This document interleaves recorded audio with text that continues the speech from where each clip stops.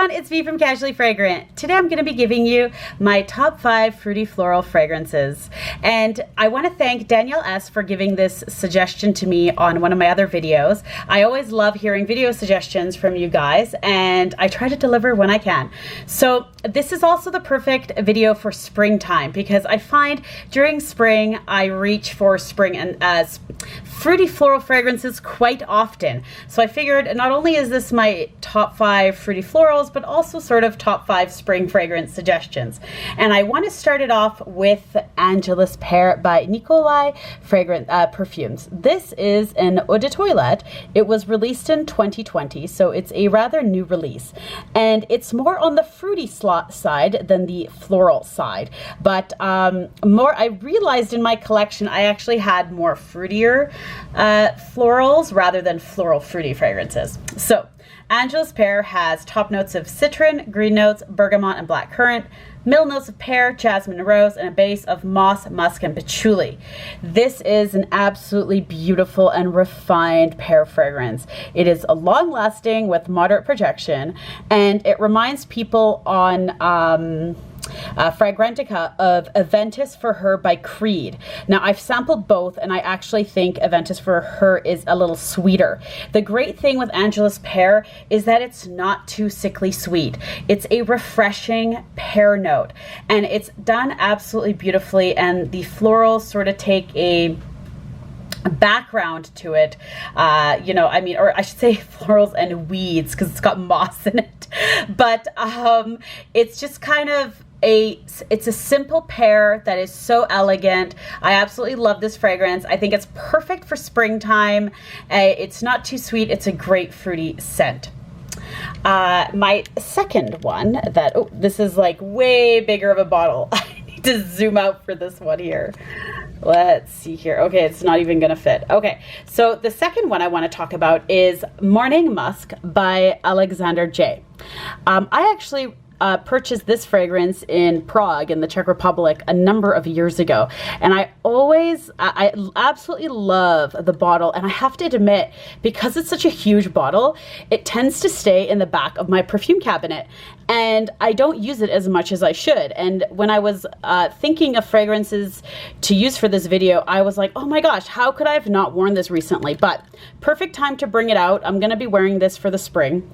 And once again, we're still kind of more on the fruity side, but now we're starting to move a little bit more floral. So this one has top notes of mandarin orange, toffee, and grapefruit. Now, even though it has toffee in it, I don't find this to be a gourmand scent at all.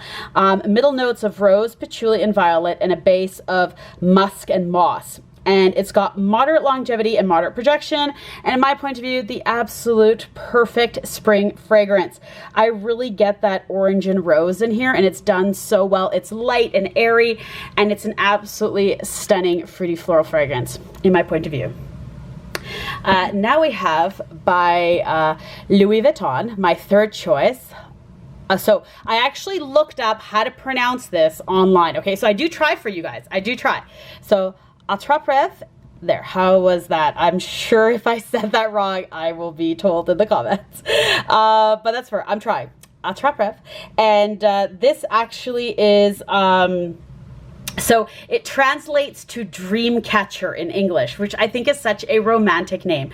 And this is a very romantic fragrance. It's, once again, I get more fruity, but now we're leaning more into some florals. It's a 2018 release. It's got lychee, ginger, bergamot, with a middle notes of peony, rose, and cacao, and a base of patchouli. This is more syrupy, thick, and sweet, fruity floral. The cocoa note really, I think, makes it kind of a deeper fruity floral.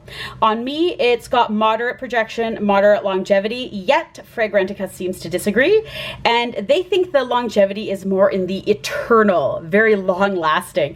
I could be wrong, but I usually try to mark when I test out fragrances, I always put my comments into Fragrantica, and so when I go to do a review later, I have my thoughts in there. So for me, it just didn't last as long. Maybe I need to spray more of it. Maybe I need to spray my clothing. That could all be a factor in it. But apparently I'm wrong in that regard. I just want to mention, I really like these caps that Louis Vuitton does, because they're like magnetic, so they kind of just like snap into place. And so fruity floral, it's got that lychee with that peony and rose, and it's sweet, it's floral, it's girly. It's an absolutely beautiful fragrance, and the name Dreamcatcher, I mean, it totally relates to it. So I want to do a bit of an honorable mention, because this one on Fragrantica is compared to Mon Perry by YSL. And this fragrance seems to be in every like spring, like your top spring fragrances, your top fruity florals. Like I'm always seeing Mon Perry in there. There are a ton of flankers. This is the original one out there now. And I felt like I wanted to kind of include it along with this one. They are similar. I find, how do I put it differently? This one's more fruity, I think, and sweeter. And it's it's a scent that I feel like I can smell kind of often, whereas I feel like this one's much more unique. So Mon Perry, it's got a lot. It's launched in 2016. It's got top notes of strawberry, raspberry, pear, orange, tangerine, bergamot, cologne. It's got middle notes of peony, jasmine, datura, and orange blossom. I don't get much datura or orange blossom, to be honest. And it's got a base of patchouli, musk, vanilla, ambroxan, moss, and cedar. Once again, I don't get much moss and cedar in this one. I definitely get that moss note in these ones a bit, and also I think it makes these two a little less sweet. This one is definitely sweeter. I felt like I needed to include it, kind of an honorable mention. I kind of put it behind here because it's kind of like this one, but from these two lately I've been more leaning for this one. And now my fourth choice, so I'm kind of cheating because I guess at the end I'm kind of gonna have 5 or 6, I should say. My fourth choice is French Kiss by Guerlain. This is part of the Elixir Charnel collection, and it was actually Rosen Jones. If you haven't checked out her YouTube channel, do check it out. She does a lot of wonderful fragrance reviews and hauls for everyone, and has done an awesome amount of tag videos as well.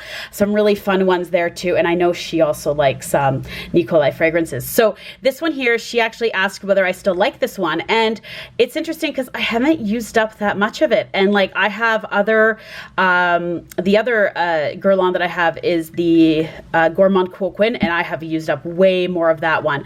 So French Kiss, and it feels like when I sample it now, it seems like I've had this for a number of years. It seems like it's gotten a little bit less sweet, or my tastes have changed. I don't know, but this is still a fantastic fruity floral. And when I think of fruity floral, French Kiss is just like right up there. It's got top notes of raspberry and lychee, middle notes of violet and rose, and a base is heliotrope, vanilla, orris root, and musk. I feel like this one is 50-50 fruity floral. So what I wanted to do was kind of go on a scale from more fruity to like 50-50 to more floral, but I just have more fruitier base fragrances. So most of these are leaning more on the fruity side. But I feel like the violet in this as a floral makes it sweeter. So it's, even though it's 50-50 fruity floral, I feel like it's still more on the fruitier side. Like I get a lot of that raspberry and lychee in this. This is long lasting on me with more of a, intimate, smaller projection. Fragrantica disagrees with me on this one. They said that the longevity is more moderate. So I find that this one actually lasts longer on me. It reminds people of the fragrance Lipstick On by Maison Margiela, by the Replica line. And I feel like I've sampled Lipstick On, and I feel like this one is much sweeter than Lipstick On.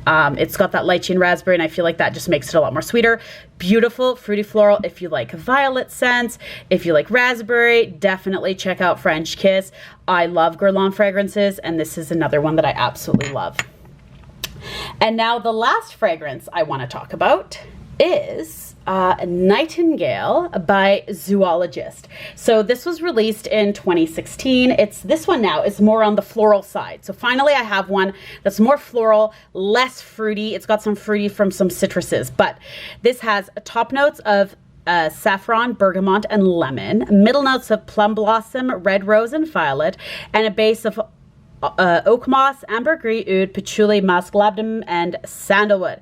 This is definitely long lasting on me with moderate projection, and probably my second favorite Zoologist fragrance.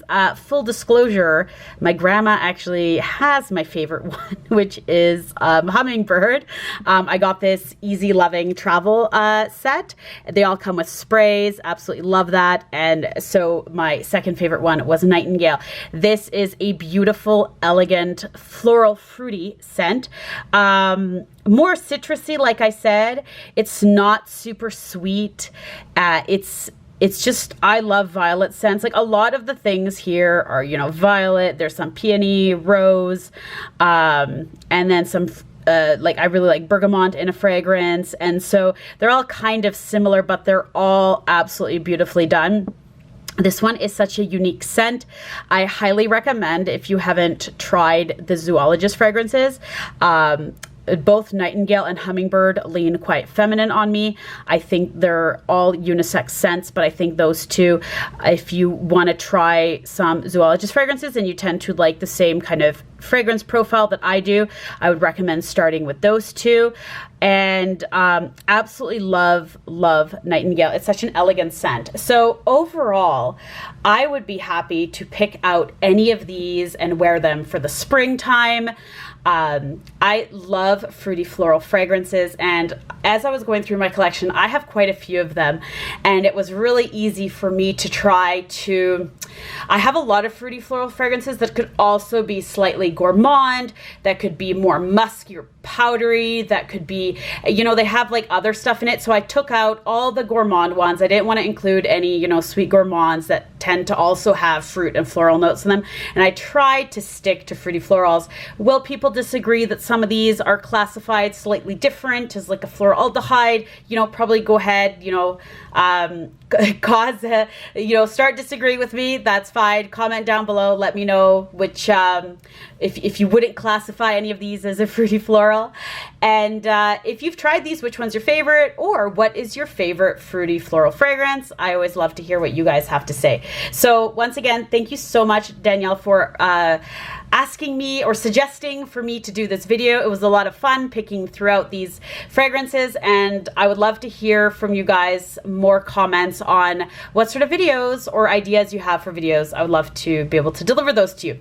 So thank you so much for watching, and if you liked my video, please don't forget to like and subscribe.